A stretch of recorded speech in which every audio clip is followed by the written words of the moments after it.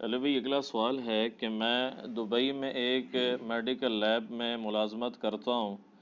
ہمیں پیشاب کے میڈیکل ٹیسٹ کے ریکارڈ کو مینٹین کرنے کے لیے پیشاب کے سیمپلز والی بوتلوں کے باہر چٹ لگا کر مریضوں کا نام بھی لکھنا پڑتا ہے، مثلاً احمد، عبداللہ، علی، عثمان وغیرہ وغیرہ. کیا میرا پیشاب کی بوتلوں پر مریضوں کا نام لکھنا بے ادبی اور گستاخی تو شمار نہیں ہوگا؟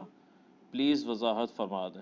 جزاک اللہ خیرہ جی، آپ نے اتنی باریکی سے اس چیز کو ہائی لائٹ کیا ہے، اور یہی دیکھیں ہماری مجلس کی خوبصورتی یہی ہوتی ہے کہ ہم پوری دنیا سے فیڈ بیک لیتے ہیں کوسچنز کی فارم میں. ہزاروں کوسچنز ریکارڈ ہو چکے ہیں. اس کی برکت ہی یہ ہے کہ ہم سب سے فیڈ بیک لیتے ہیں. ایک اکیلے بندے کے دماغ میں معاشرے میں جو آبزرویشنز ہیں وہ کتنی لے کے آ سکتا ہے. تو یہ بھی ایک بھائی کے سوال آیا، یہ مجھے ای میل کے ذریعے بھی پہنچا، ہمارے واٹس ایپ گروپس میں بھی آیا سوال کے طور پر. تو سب سے پہلے تو میں داد دوں گا کہ کسی نے اس باریکی میں جا کے اپنی آخرت کے پوائنٹ آف ویو سے سوچا. اور ایک واقعی ایک ایشو ہے، ایک مسلمان کے لیے تو یہ بڑا مشکل ہے کہ وہ پیشاب کی سامپل والی بوتل کے باہر اس مریض کا نام لکھے. اس کو حرام کا فتویٰ لگانا تو بڑی دور کی بات ہے. ہم یہ نہیں کہتے کہ حرام، کیونکہ وہ تو ایک قطعی آپ کو نص قطعی اس کے لیے چاہیے ہوگی. لیکن اجتہاداً اگر دین کا مزاج دیکھا جائے تو اس میں تو ظاہر ہے کہ یہ انتہائی کنڈیمیبل چیز ہے. اسلام تو اس چیز کو سپورٹ نہیں کرے گا، جبکہ اس کا دوسرا سلوشن بھی موجود ہے.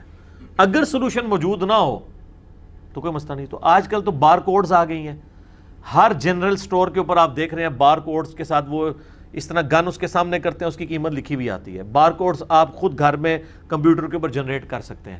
اور یہ جو اتنی سوفسٹیکیٹڈ لیبز ہیں جن کا ملینز کا بزنس ہے، کئی ایسی لیبز ہیں روزانہ کا ملینز کا بزنس ہے، ان کے لیے ایک چھوٹی سی ایک کمپیوٹر اور ایک پرنٹر لینا یا بار کوڈ جنریٹ کر، انہوں نے بل جنریٹ کرنے کے لیے تو پورے سافٹ ویئر انسٹال کیے ہیں. ایک یہ بھی کر لیں، وہ بار کوڈ جنریٹ کر لیں، ہر ایک یونیک آئی ڈی ہو. جس طرح یہ کہہ رہے ہیں کہ احمد ہے، علی ہے، عثمان نام ہے، تو عثمان تو کہیں آئیں گے، تو پھر عثمان تک تو نہیں، پھر ولدیت بھی لکھنی پڑتی ہوگی، اور اگر ولدیت بھی ایک جیسی ہوئی پھر دادے کا نام بھی لکھیں گے ساتھ. تو اس کی بہتر عثمان سیریل نمبر 3 پہ فلاں ڈیٹ کو جو ہے وہ سیریل نمبر 3 پہ ایک ہی عثمان ہوگا، اور اس کے اگینسٹ ایک بار کوڈ جنریٹ کروا لیں یا یونیک آئی ڈی دے دیں. بار کوڈ کو بھی چھوڑ دیں، سمپل آئی ڈی آپ دے سکتے ہیں کہ آج سپوز ڈیٹ ہے اگر 28 جون 2020، تو آپ 28 جون 2020 آگے سیریل نمبر شروع ہیں تو آپ یوں اس کا نمبر دے دیں 28-28-06-20-001. اور ہر تو مریض نہیں آئے گا نا، کہیں ٹیسٹنگ لیب میں 1000 مریض تو نہیں آئے گا. اگر آتا ہے تو 0003 0 ڈال کے ایک 1 ڈال لیں. ڈیٹ بھی آ گئی، سن بھی آ گیا، مہینہ بھی آ گیا. اب اگلے دن تو نئی ڈیٹ آنی ہے تو پھر 001 سے شروع کر دیں. تو یونیک آئی ڈی آپ ڈیفائن کر سکتے ہیں. اور اگر آپ کا مالک اس لیب کا امید ہے دبئی میں مسلم ہی ہوگا تو اس کو اس کے اوپر قائل کریں کہ تمہارا مقصد تو یہ نا کہ سیمپل مس نہ ہو. وہ تو نام بھی غلط لکھ دے تو سیمپل عثمان کی بوتل پہ کوئی علی کا نام لکھ دے تو وہ پھر بھی مکس ہو جائے گا. تو ہمارا مقصد تو ہے ایک یونیکنیس برداشت، یعنی ایک قائم رکھنا. تو اس میں گستاخی والا جو معاملہ ہے نا، وہ اس سے بچنے کے لیے، کیونکہ آخرت کا عذاب سب لوگ برداشت نہیں کر سکتے، ہم تو نہیں کر سکتے، سیدھی سی بات ہے. تو اس میں بچنے میں عافیت ہے کہ آپ اس بوتل کے اوپر یا بار کوڈ لگا دیں یا یونیک آئی ڈی لکھ دیں، نام قطعاً نہ لکھیں، کیونکہ یہ تو یعنی سیدھی سی بات ہے کہ کوشچنیبل ہے چیز. اس کی سپورٹ میں آپ کو ابو داؤد میں ایک حدیث ہے، نبی الاسلام یہودیوں کے ایک مدرسے میں گئے ایک مقدمہ نپٹانے کے لیے. حدود والے چیپٹر میں آپ کو زنا کے مقدمے کے کانٹیکسٹ میں یہ حدیث ابو داؤد میں ملے گی. تو انہوں نے نبی الاسلام کو ایک گدی پیش کی، آپ اس گدی کے اوپر بیٹھ گئے. یہ عرب کے کلچر میں آج بھی ہے، زمین پہ بیٹھنے کے لیے وہ گدیاں بنائی ہوئی ہیں انہوں نے. تو آپ نے تورات منگوائی، جب تورات لائے گی تو آپ خود زمین پہ بیٹھ گئے اور گدی کے اوپر تورات رکھی اور کہا میں ایمان لایا اس کتاب پر، اس کے نازل کرنے والے پر. حالانکہ ٹیمپرڈ تورات تھی. اور پھر آپ کے ساتھ وہ ہیبرو لینگویج جاننے والے لوگ تھے، ان کی بنیاد کے اوپر آپ نے وہ فیصلہ کیا. اس سے آپ نے یہ درس ادب دے دیا کہ ایک کتاب جو اللہ کی طرف منسوب ہے وہ تبدیل بھی ہوئی ہے، اس کو آپ نے زمین پہ نہیں رکھا بلکہ گدی کے اوپر رکھا ہے۔ اور دوسری طرف ہمارے پنجاب کے کلچر میں جو ایک مت ہے، لوگ تکیے پہ نہیں بیٹھنے دیتے، کہتے ہیں تکیے پہ رکھ کے قرآن پڑھا جاتا ہے تو آپ اس پہ بیٹھیں گے۔ بھئی جتنی دیر قرآن رکھا ہوا ہے نا اتنی دیر تو اس تکیے پہ نہ آپ بیٹھیں، جب وہ ویسے ہے تو اس کو سر کے نیچے کا کو پیٹ کے نیچے بھی رکھ لیتا کوئی اجری، نبی علیہ السلام نے تو اپنی پیٹ سے نکال کے ہی دیا تھا نا، تو وہ بھی دوسری ایکسٹریم ہے۔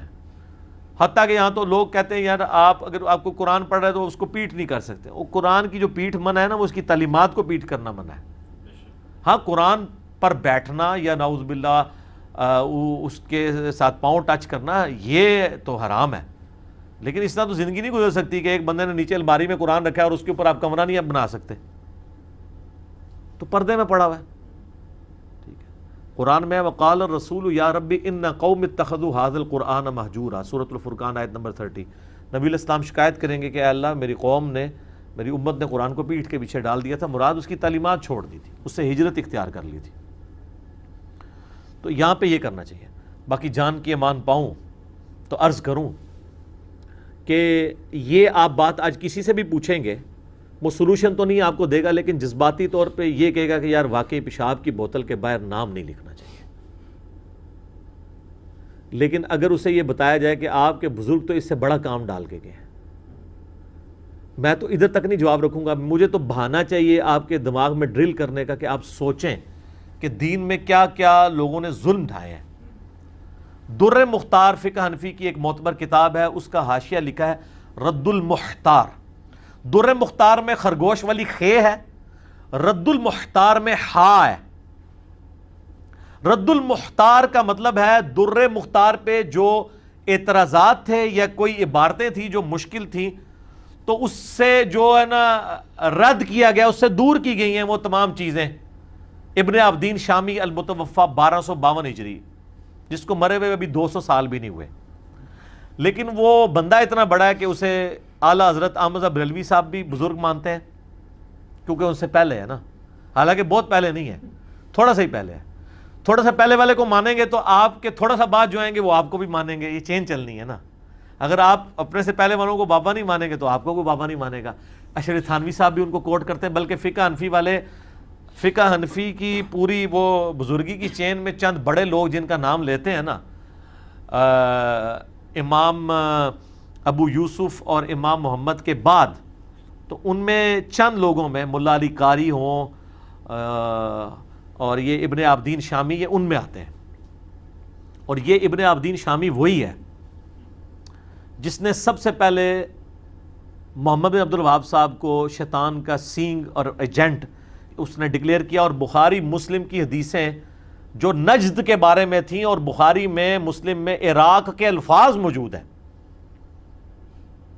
وہ میرا یوٹیوب پہ کلپ دیکھ لیں، محمد بن الوہاب مجدد، اس نے پکڑ کے ان حدیثوں کو مولڈ کر کے فٹ کیا سعودی عرب والے نجد کے اوپر، اور کہا کہ یہ محمد بن الوہاب ہے وہاں سے جو نجدی نکلا ہے، اور اسی کو کاپی کیا المحند علی المفند میں خلیل احمد سہارنپوری نے، اور کہا کہ یہ وہابی تو خارجی ہیں۔ آج ریالوں کے لیے ویسے ایک ہوئے ہیں، جو ان کو مجدد کہہ رہے ہیں ان سے ریال لے رہے ہیں، اور یہاں پہ ان کو خارجی لکھا۔ اب جب میں نے ہائی لائٹ کیا ہے نا تو ان کے جو بڑے مناظر سامنے آئے ہیں نا، وہ کہتے ہیں نہیں وہ ہمارے بزرگوں کو غلط فہمی ہوئی تھی، تو وہ خارجی نہیں ہے وہ۔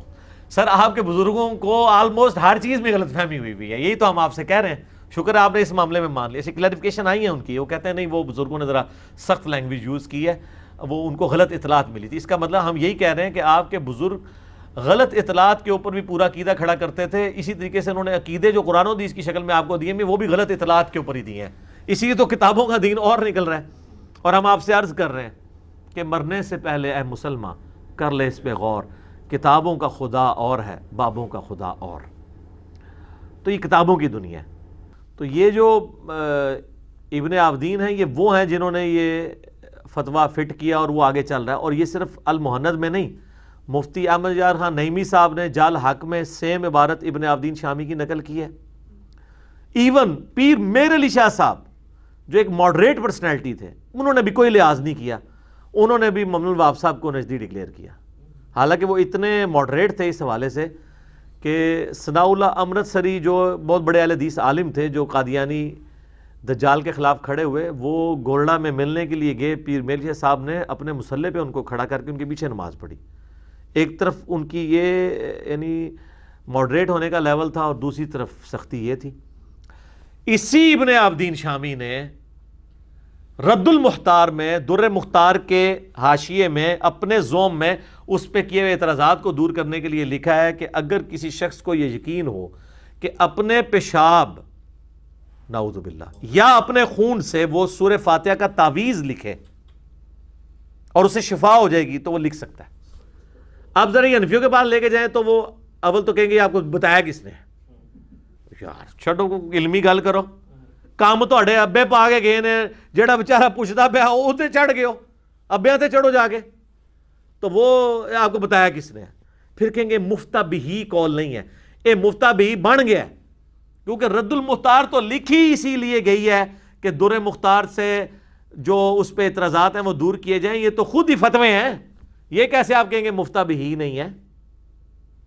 چلو مفتہ بہی نہ بھی مانے، آپ کے جھوٹ مان بھی لیں، یہ بتائیں کہ آپ کے بزرگوں کے دماغ کے اندر اس قسم کی باتیں بھری ہوئی تھیں کہ وہ، یہ تو کسی کے دماغ میں بھی نہیں یہ بات آتی ہے. کسی مسلمان کو اگر بتایا نہ جائے تو اس کے دماغ میں تو نہیں آتا کہ تعویذ اس طرح بھی لکھا جاتا ہے. تو ان کے دماغ جو ہے وہ کس کے ہتھے چڑھا ہوا تھا؟ چلیں یہی مان لیں.